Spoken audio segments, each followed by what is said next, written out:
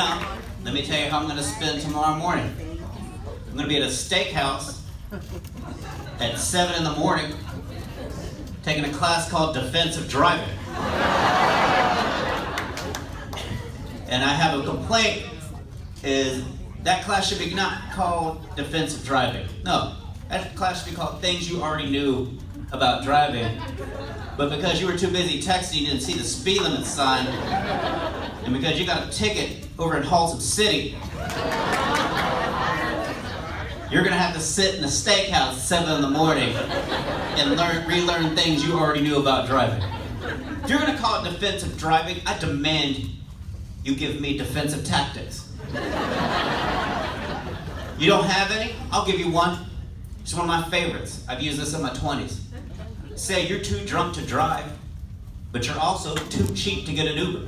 So what you're gonna do is park your ass at the bar, take a couple glasses of water, then go to your car and rest the night.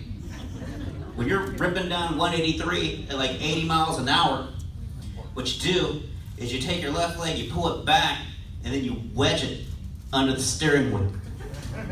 That way when you're going 183 down Haltom City, you see that DUI attorney billboard, you can flip it off as you're going straight as an arrow. That's a defensive tactic, my friends, right there. I'm defending you against a DWI. Why is that sign out there, bad omen? Like, how many people have been pulled over on 183 in Haltom Road that some DUI attorney is like, you know what? There's money to be made here. That they're just on the hood of a car, like, where am I gonna find a DUI attorney at 2:30 in the morning, officer? Where am I gonna... Thank you, Jesus. If I'm a DUI attorney, why would I put my son on a freeway billboard? That looks stupid expensive. No, I'm gonna go to the bar and buy people shots and hand a business card like every other attorney. Call me later. What, 6 Jaegers? Let's do this. I do have a DUI on my record. I should have 2. But because I'm a coward, I somehow lied my way out of a situation with a cop. Here's that story. I was in Fort Worth on a Sunday night, way too drunk to drive, all of a sudden I see cop lights. My first thought is I'm going to jail. Because there's no way I'm passing a sobriety test. Standing on one leg, I couldn't do that in 3rd grade PE. How am I supposed to do that now with 6 shots of Jack, 2 Coronas, and a Jaeger bomb rolling around? There's no way. And so I'm panicking, I'm sitting in my car, I'm like, what can I do to get out of this ticket? I can take off. No, you drive a 2008 Nissan Sentra, there's no way you can take off. There's no way. The only thing that can happen is he's gonna think you're so drunk that you don't know how to put your car in park and you're going to jail immediately. Get rid of that one. You can flirt with him, you're ugly. Like, I realized from my first DWI that it's all license photo. That's the ugly, like, because they can see how sober sad you looks in your license photo. But then they see in the car passenger side how drunk happy you are. Get out of the car. You look way too happy to be driving. Come on, get out. That's why I went last time I had my license renewed. I went to the DMV wasted. Pull me over now. You're gonna be like, sir, have you been? Oh, you're just ugly. Okay.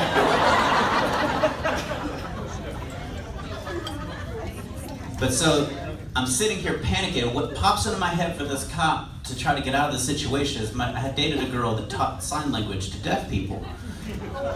And I thought, I was on a date with her and I asked her, what do deaf people do to get out of a DWI? Because they still drive. It's not like they just sit around and get an Uber.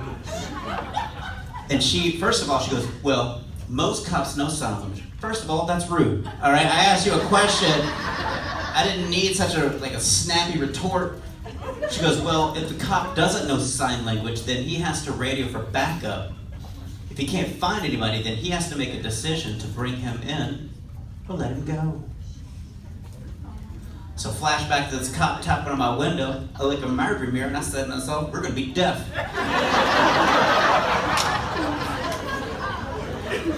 Here's the fun part. I don't know sign language at all. That'd have been a great follow-up question. Maybe that's why I'm a sucky date. I don't know, but... And so I get out of the car and I've got to tell this cop I'm deaf. So I do the one thing that I know to do, which is the Hulk Hogan, I can't hear you guys, from WrestleMania.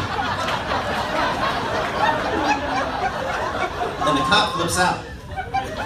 So, in my drunk mind, I like scared a cop, and I'm like, oh, here's the fun part about me being drunk is I'm stupid, but I'm also really specific.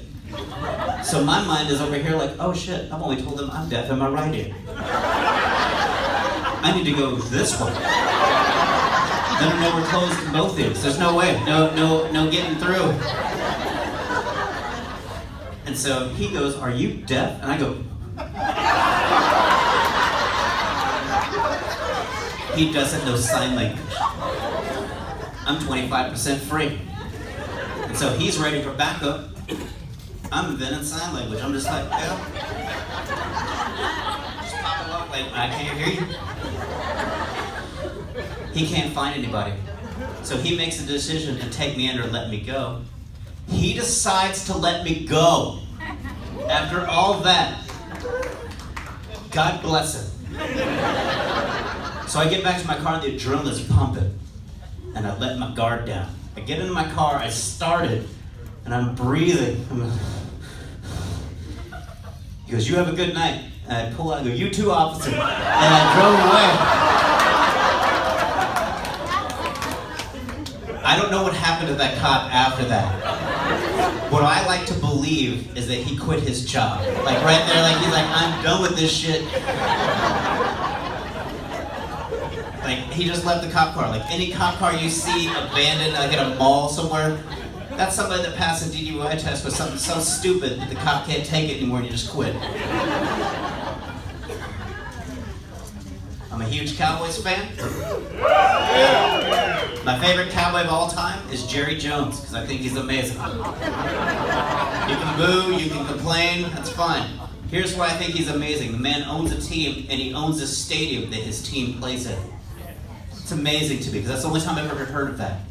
Not only that, when he first opened it, he called it Cowboy Stadium. Rock on, I like that. About 5 years ago, he renamed it AT&T Stadium, just so he could make millions more in money.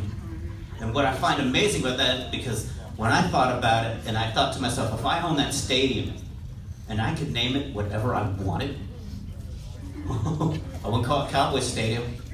I'll start there. AT&T, keep your money. I would name it after the ex-girlfriend in high school that cheated on me. Just for me in that Fox pregame show where they're out there by themselves. They go, hey, we're here at Christina Kowalski's a cheating bitch stadium.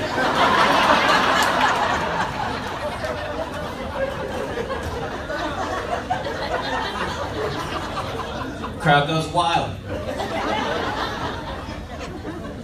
Leave you guys on this. I have a friend, and she's, here's the thing about my friend. I love her to death, but she's a terrible driver. And she's not the driver that's really reckless or stupid. She's the driver that gets lost everywhere she goes. And look, I'm gonna be honest with you guys. I don't have a problem with people that are bad with directions, but she has the turn-by-turn navigation system. Sitting in the dashboard of her car, telling her where to go. Still gets lost. Every time I ride with her, my first thought is, how pissed is this GPS? Like at this point, it's been 5 years. Still, like, can you imagine it? Like just being in the car, just, okay, left turn ahead. Left is that way. No, don't turn. Oh God, don't turn. Now where are you going? Just stop the car for a second. You know what? You know there's not even a road here. Just stop the car. Okay. You're not gonna stop the car? No wonder you're single. No wonder you're single, because you just don't listen to anybody. You're just your own woman. Just stop the car. But you know what? Recalculate it. Yeah, I'm recalculating. I'm recalculating all my life's decisions. You know what? I should have been an iPod. I should have been an iPod. I'd have played music. I'd have been happy. Here's the thing. That's why I could never have a GPS in my car every time I ride with her, because I think a GPS only tells you where to go. It doesn't tell you what's there. And that's what I need GPS for. Any GPS with awareness and like a hint of racism. Oh yeah, so it gets in a really bad neighborhood, it gets nervous like I do. Because I'll tell you, point blank, honestly, if I'm out in my car at 2 in the morning, like at Oak Cliff, Pleasant Grove, Stop 6, Como, I don't want to hear, recalculating. You best believe I'll be in that dashboard like, bitch, don't you leave me. I will run this car into a lake and kill us both before I let you take me down, you bitch. I will kill you. Just calculate, bitch. Someone come and calculate, bitch. Calculate. I need a GPS that's like, oh. Oh my God. Reconsidering. You guys have been great. Thank you guys for coming out here.